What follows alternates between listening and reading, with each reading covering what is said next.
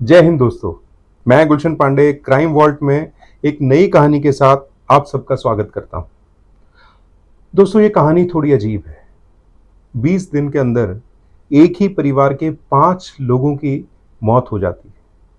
इस मौत के पीछे कोई बीमारी थी, कोई ऐसा खतरनाक वायरस था, कोई जादू टोना था, भूत प्रेत था, या फिर कोई साजिश। चलिए जानने के लिए कहानी की तरफ चलते हैं। कहानी है महाराष्ट्र के गढ़चिरौली की। यहाँ पर शंकर कुम्हारे अपने परिवार के साथ रहते थे। परिवार में उनकी पत्नी विजया कुम्हारे, उनका बेटा और उनकी बहू। उनका बेटा दिल्ली में जॉब करता था। सितंबर के दूसरे हफ्ते में शंकर कुम्हारे जो हैं उनको थोड़ा जोड़ों में दर्द वाली तकलीफ शुरू हुई। जोड़ों में दर्द था, सर में बहुत तेज दर्द था, बुखार जैसी फीलिंग थी, और ये दर्द ऐसा था जो बर्दाश्त ना किया जा सके। सब लोग घबरा गए, उन्हें हॉस्पिटल में लेके गए। जो पास का डॉक्टर था उसने चेक किया, उसे लगा मौसम चेंज हो रहा है, थोड़ा वायरल होता है तो यही वो सब कुछ होएगा, ये सारे सिम्टम्स भी वही थे। तो उसने दवाइयाँ दी कुछ, कहा कि लीजिए आराम हो जाएगा। उन्होंने दवाई खाई, लेकिन दर्द जो उनका टस से मस नहीं हुआ। बहुत बुरी कंडीशन उनकी होती जा रही थी। तो उनको बड़े हॉस्पिटल, एक सरकारी हॉस्पिटल में ले जाया गया। बड़े डॉक्टर ने उनको चेक किया। फिर वो जो दवाइयाँ पहले डॉक्टर ने जो लिखी थी वो भी चेक की। तो उन्होंने कहा हाँ, ये सिम्टम्स के लिए यही दवाइयाँ चाहिए। एक आध दवाई और ऐड की, कहा कि आराम हो जाएगा। हॉस्पिटल में ही थे वो, लेकिन उन्हें कोई फ़र्क नहीं पड़ा। उनकी तकलीफ़ बढ़ती चली जा रही थी, दर्द ऐसा जो झेल ही ना पाए कोई। फिर उनको नागपुर में एक बड़े हॉस्पिटल के लिए रेफ़र कर दिया गया। लेकिन इस बीच जो उनकी वाइफ़ थी विजया कुम्हारे, उनको भी सेम यही सिम्टम्स हुए। अब उनको भी हॉस्पिटल में लाया गया। अब शंकर कुम्हारे और उनकी पत्नी विजया कुम्हारे दोनों हॉस्पिटल में एडमिट हैं। डॉक्टर्स को कुछ समझ में नहीं आ रहा कि मर्ज क्या है, उसका इलाज क्या है। तकलीफ दोनों की बढ़ती चली जाती।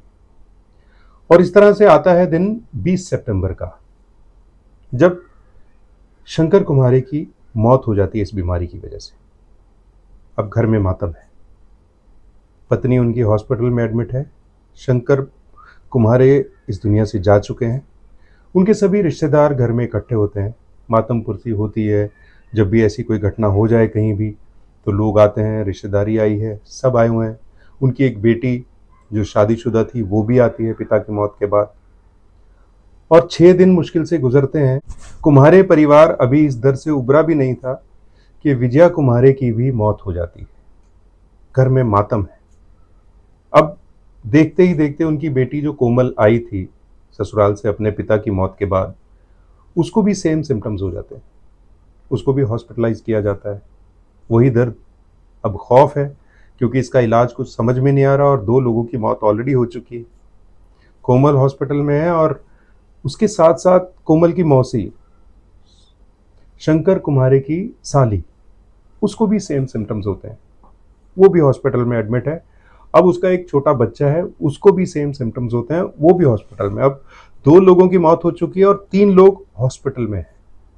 अब क्या किया जाए, क्या होगा, किसी को समझ नहीं आ रहा। और इन तीनों की भी मौत हो जाती है।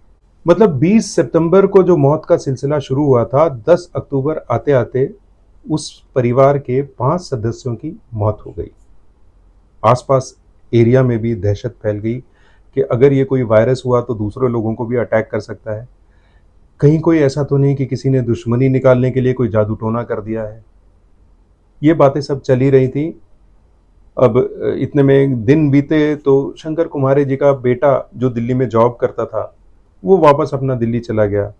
यहाँ सब कुछ हो चुका था, उनका भी जो पूजा पाठ होती है मृत्यु के बाद, वो सब कुछ करने के बाद वो दिल्ली वापस चला गया है। अब दिल्ली में उसको भी सेम सिम्टम्स हो जाते हैं।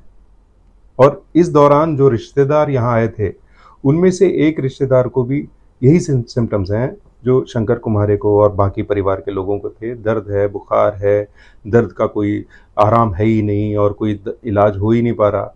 तो वो रिश्तेदार भी हॉस्पिटल में एडमिट हुए। और एक और रिश्तेदार का एक ड्राइवर जो वहाँ 2-3 दिन रुका था, उसको भी सेम सिम्टम्स हुए, वो भी हॉस्पिटल में एडमिट हो गया। अब 5 लोगों की मौत हो चुकी है, 3 लोग हॉस्पिटल में एडमिट हो चुके हैं। और शंकर कुम्हारे की जो बहू थी, उसके मामा मामी भी आए हुए थे, तो उसके मामा को भी ये सिम्टम्स होते हैं, वो भी हॉस्पिटल में। अब 5 दुनिया से जा चुके हैं। 4 लोग हॉस्पिटल में हैं। बीमारी क्या है डॉक्टर्स को पता नहीं है। पूरे मोहल्ले में ये खौफ है कहीं ये कोई वायरस ऐसा तो नहीं जो दूसरे लोगों को भी इफेक्ट करे।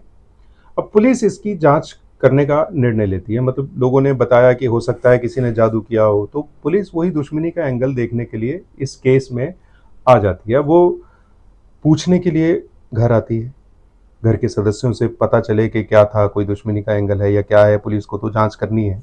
अब घर में सदस्यों के नाम पर है कौन? उनकी बहू और उसकी बहू की मामी। अब पुलिस पूछताछ करती है, लेकिन पूछताछ के दौरान पुलिस एक चीज नोटिस करती है कि जो इस घर की बहू थी, संघमित्रा उसका नाम था। एक्चुअली ये शंकर कुम्हारे के बेटे ने लव मैरिज की थी। संघमित्रा ये लड़की जो थी, इसके साथ ये लव मैरिज थी। कुम्हारे परिवार इस शादी से खुश था, उन्हें कोई शिकायत नहीं थी, बड़े अच्छे से जिंदगी चल रही थी। तो जब पुलिस ने देखा पूछताछ के दौरान, ये संघमित्रा एक ऐसे घर की बहू जहां 5 लोगों की मौत ऑलरेडी हो चुकी है और आगे क्या होने वाला है कुछ पता नहीं, 4 लोग हॉस्पिटल में एडमिट है। उसके व्यवहार में पुलिस ने देखा कुछ ऐसा नहीं था कि कुछ दुख हो, कुछ परेशानी हो, कुछ डर हो, और वो बिल्कुल स्वस्थ थी। एक घर, मान लीजिए वहां कोई वायरस है या कोई जादू टोना है, वो इतने सारे लोगों पे असर कर रहा है, जो लोग बाहर से आए रिश्तेदार हैं उन पर भी असर कर रहा है, लेकिन एक औरत जो इसी घर में रह रही है, शुरू से रह रही है, उसको कुछ नहीं हो रहा है, वो बिल्कुल नॉर्मल है।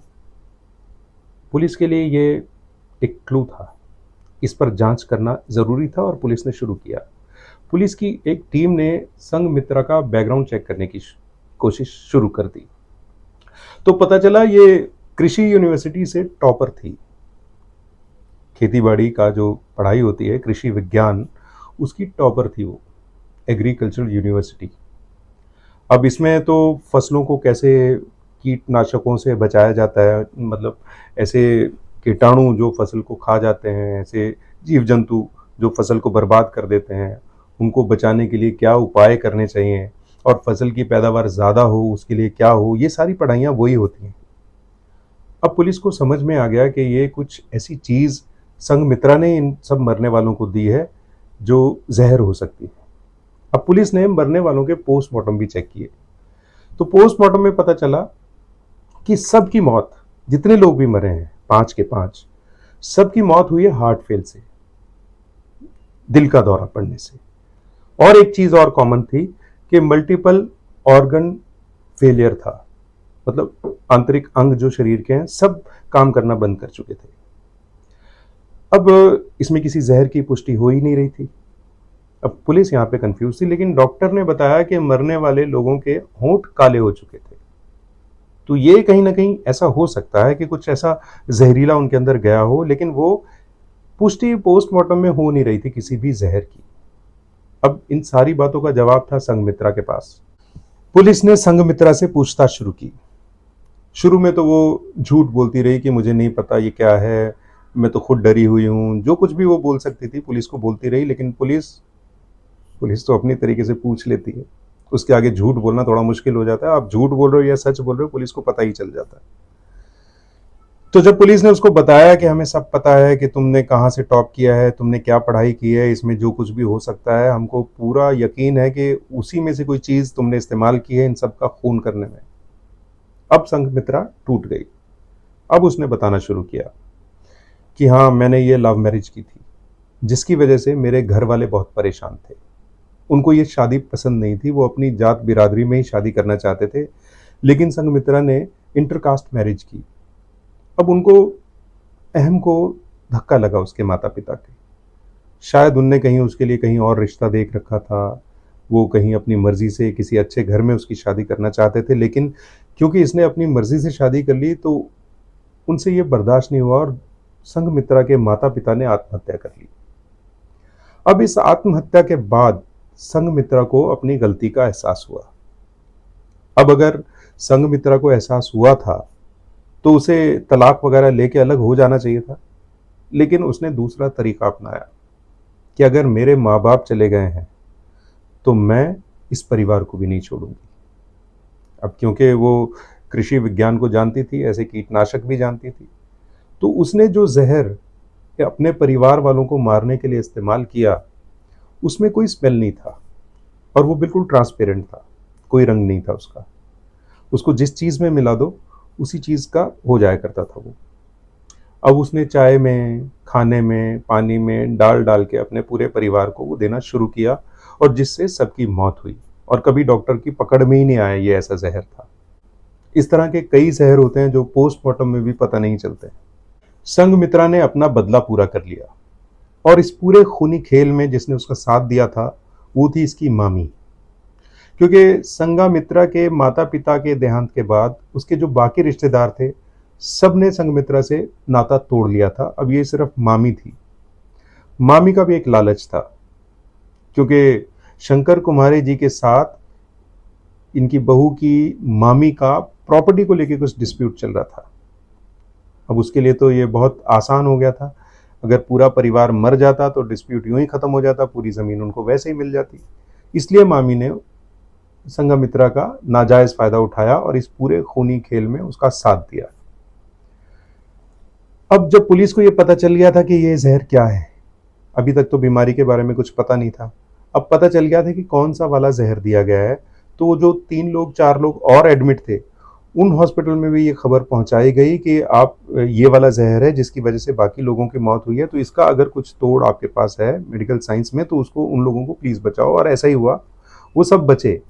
लेकिन ये जो मामा था इसका संघमित्रा का, उसने एक बहाना बनाया था ये कि मेरे भी दर्द हो रहा है, मुझे भी ये हो रहा है। उसने झूठ बोल के जानबूझ के वो हॉस्पिटल में एडमिट हो गया ताकि इन लोगों पर शक न किया जाए। तो दोस्तों ये थी कहानी। प्यार, प्यार कोई बुरी चीज नहीं है।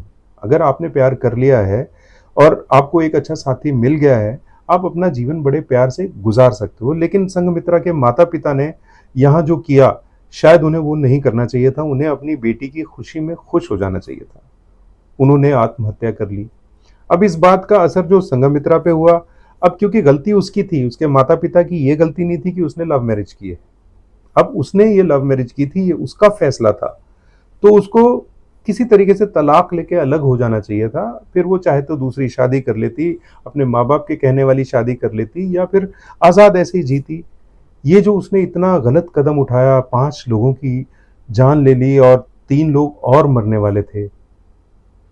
खैर, इस तरह की कहानियां इस दुनिया में घटती रहती हैं, ये बड़ा दुर्भाग्य है। लोग क्यों अपना बदला लेने के लिए, कई बार बिना मतलब, इसमें तो बदले वाली भी कोई बात नहीं थी। क्राइम की और स्टोरीज सुनने के लिए आप लोग जुड़े रहिए मेरे चैनल के साथ। इसको लाइक कीजिए, सब्सक्राइब कीजिए, अपने बहुमूल्य कमेंट्स भी ज़रूर दीजिएगा। मिलते हैं अगली कहानी में, तब तक अपना ख्याल रखिए। जय हिंद।